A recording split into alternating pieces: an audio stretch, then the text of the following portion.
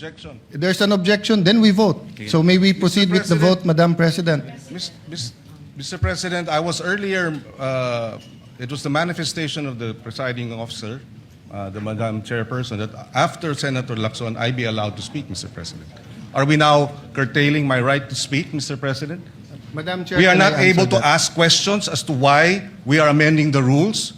We are not able to ask questions as to who they wish, Madam Chair, may I answer? who will benefit from the amendment to the rules. For the Is this kind rule, Mr. information President? of Is this the- rule, Mr. President, for I was Senator about to Bato, who is not recognize here? Senator We would Pangilinan. like to raise these valid questions, Mr. President, before we go into a vote, Mr. Madam Chair. President. Yes, These, Madam we should not be... How can the our- presiding officer recognize Senator Pangilinan?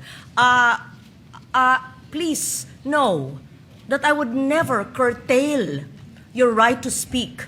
Just as in 2004, I believe you were seated, and I was a vice presidential candidate of FPJ then, and my microphone was closed, and my right to speak was closed, was not given. I remember that time now, and the word noted was said to me. That will not happen now. I will not do that to you. And I'm not curtailing your right to speak, Senator Pangilinan, except that you were speaking at the same time. And I was about to recognize you because Senator Lacson had the floor. Thank you, Madam President, for So that I just wanted clarification. to be clear on record because I If- recognize you're being emotional, but it will go on Senate record that the presiding officer was curtailing your right to speak.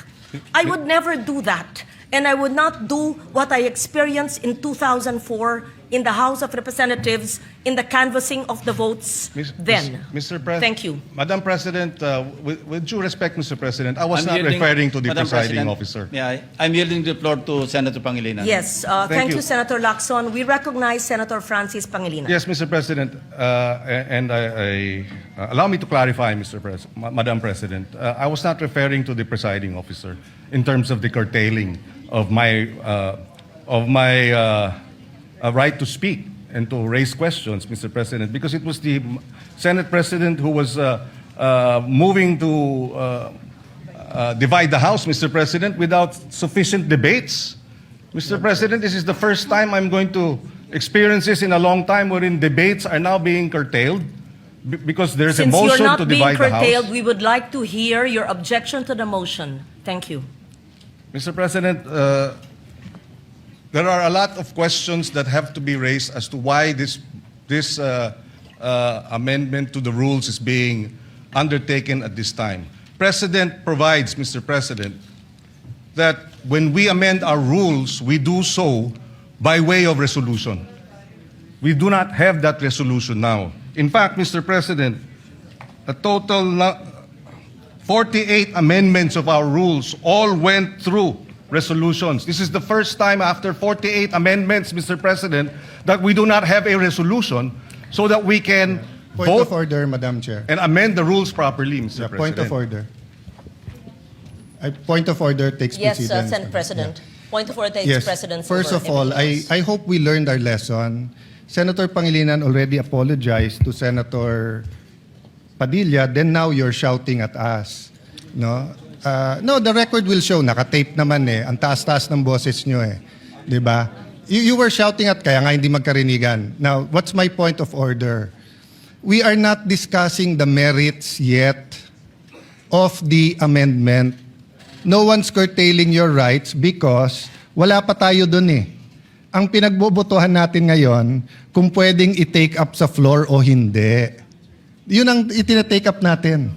And the arguments have already been laid out.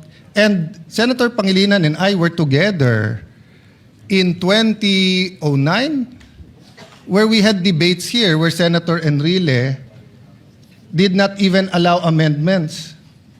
And then we voted. It depends on every issue, Madam Chair.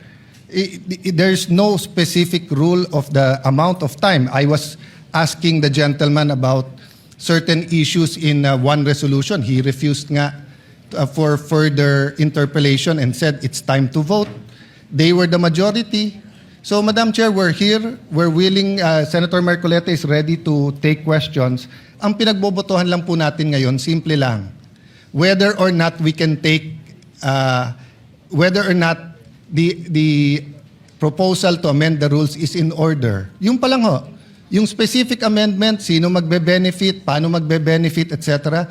We support the right of Senator Pangilinan to ask questions, pero wala pa tayo dun eh.